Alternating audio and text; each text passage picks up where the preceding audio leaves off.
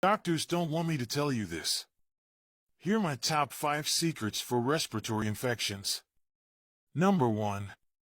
Honey and lemon water. Start your day with a warm glass of water mixed with a spoonful of honey and freshly squeezed lemon juice. This powerful combo is packed with antioxidants and vitamin C, which can strengthen your immune system and soothe your throat. Number 2. Garlic.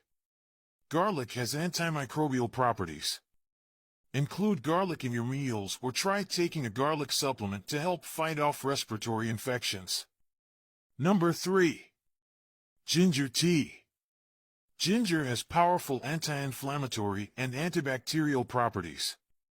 Boil some fresh ginger slices in water, add a little honey, and sip on this soothing tea to alleviate symptoms and strengthen your respiratory system.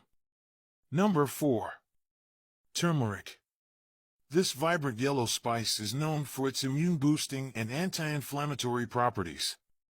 And the last. Eucalyptus oil.